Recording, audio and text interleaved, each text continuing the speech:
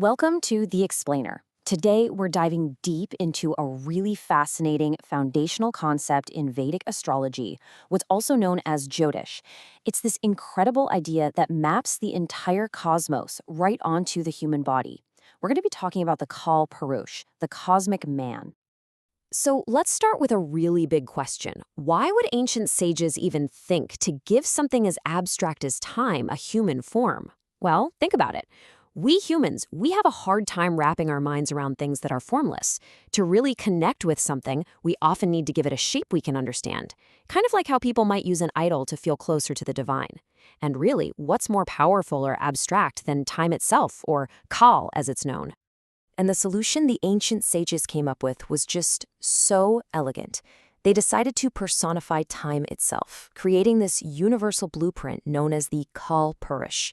Now, this isn't a literal man walking around, of course. It's an ideal cosmic being that acts as a map, a guide to help us understand how the universe's energy influences every single one of us.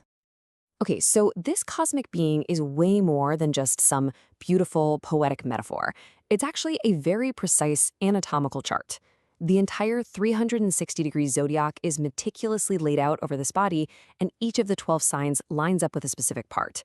This creates this amazing framework for understanding our own physical body and our energetic makeup. The map starts right where you'd expect it to, at the very top. The first sign, Aries, rules the head, which is the seat of our thoughts and intellect. Then, as we move down the body, Taurus governs the face and throat, where we experience the world through our senses. Gemini is all about the arms and shoulders, our tools for taking action and communicating. Cancer corresponds to the chest, our emotional core, our nurturing center.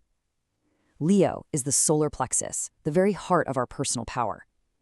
And then you have Virgo, which governs digestion, symbolizing how we process not just food, but, well, life itself. So this journey down the cosmic body continues. We pass through Libra's domain of balance in the pelvic region, and Scorpio's deep, hidden, transformative energies. Sagittarius rules the thighs, the parts that propel us forward toward our big goals. Capricorn governs the knees, the very structures that have to support all our ambition. And then the map finally concludes all the way down with Pisces at the feet, our connection to the ground, symbolizing the end of a journey and our potential for enlightenment.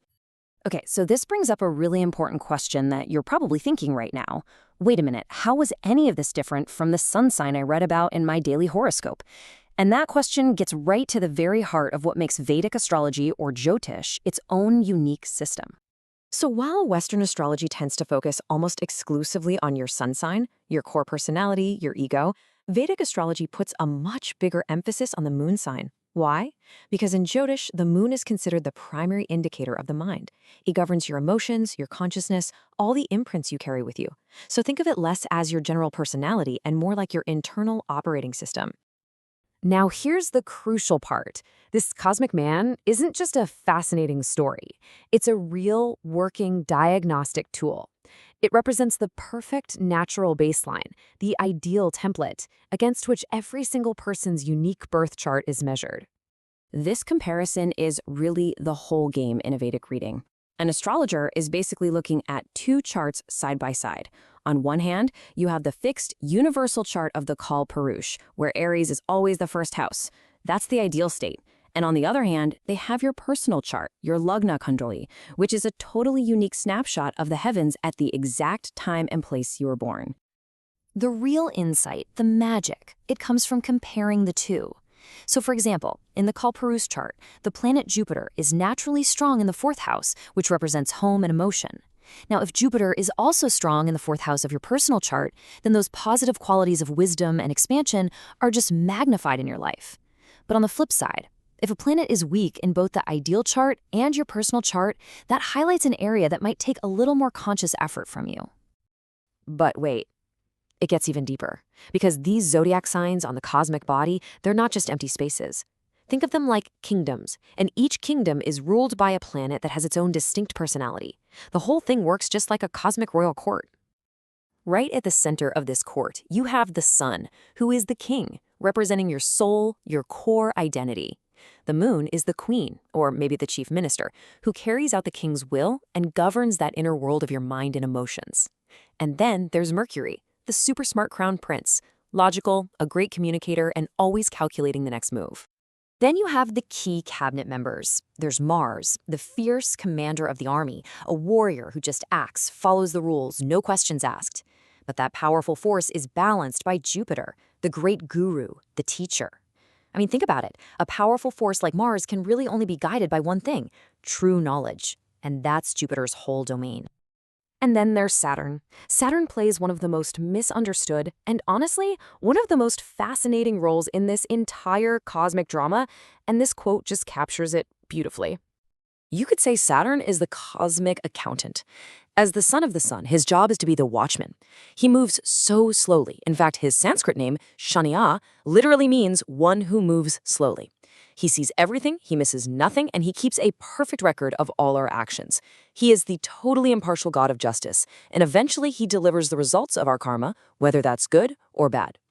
Okay, so we've mapped the cosmos onto a human body, we've met this entire royal court of planets, but what's the big takeaway? Why does any of this ancient stuff matter to you right here, right now? Because this entire system, it is so much more than just mythology.